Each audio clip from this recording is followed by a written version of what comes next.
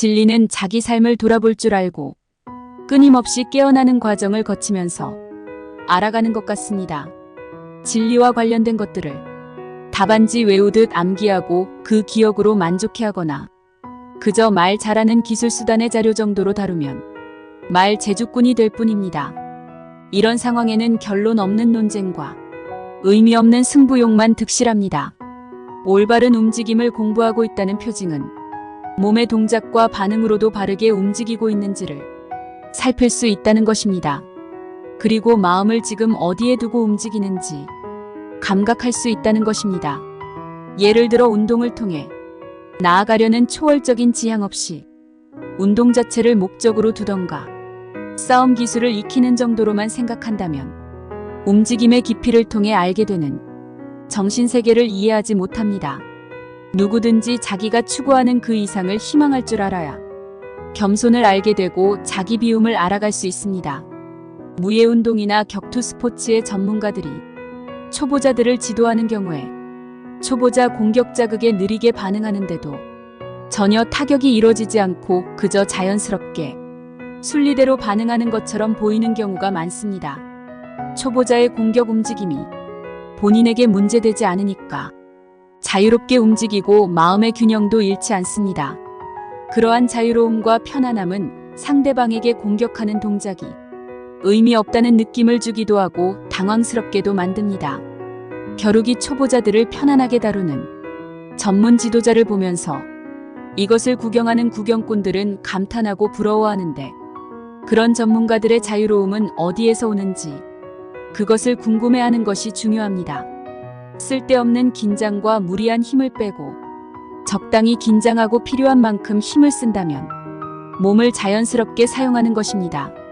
그런 움직임은 내 안에 자연스러운 움직임을 찾아낸 것이고 반복하면서 꾸준히 연습하며 그런 지향을 기억하고 훈련해왔다는 결과입니다. 무예운동으로 자연스러운 움직임을 알게 되면 자신의 몸 안에 있는 역동성을 무리하게 힘주지 않고 자연스러운 흐름으로 표현할 수 있습니다.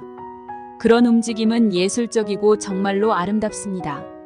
누구라도 예술 같은 아름다움 안에서 자연스러움을 발견하면 경이로움을 체험하게 됩니다. 그것을 느끼는 시간은 감동이고 커다란 위로가 되기도 합니다. 이런 가치에 대한 강조를 위해서 오래전부터 위대한 스승들은 배움을 위해서 몸에 힘을 빼라, 마음을 비워라 같은 표현을 사용해 온 것 같습니다. 자신을 비운다는 것, 그것은 진수를 체득하기 위해서 기존에 익혀온 기술이나 상식이 경험으로서 걸림돌이 아니고 디딤돌로 사용된다는 것입니다. 채워져야 할 그릇에 무엇이 가득 담겨 있다면 정말로 담고 싶은 것은 넣기 어려운 법입니다. 누구라도 손에 안 보려는 두려운 마음이 몸 안에 움켜쥐듯 꽉 차 있다면 그 틀어짐으로 배우고 익혀나가는 교감 능력은 장애를 지닐 수밖에 없습니다. 무엇인가를 배우고 그 본질에 다가가려는 것은 나를 비우기 위한 작업이며 자기 발견을 위한 끊임없는 노력입니다. 무예뿐 아니라 어떤 분야의 운동이라도 운동의 수준이 높아지고 움직임의 차원이 달라지면 행위자는 주변의 마음을 뺏기지 않고 편안한 움직임으로 모든 동작을 구사할 수 있습니다. 이것은 하나의 몸짓 속에 호흡과 동작이 같아지고 자연과 나와의 경계가 사라지는 몰입을 체득한 결과이기도 합니다. 움직임에 사용하지 않는 힘과 사용해야 하는 힘이 조화를 이룬다는 것은 자연스러움이라는 신비를 알아가는 과정입니다. 삶에서 어떤 어려움을 만났을 때 익숙하게 사용하는 도구 같은 것이 있으면 아주 든든합니다.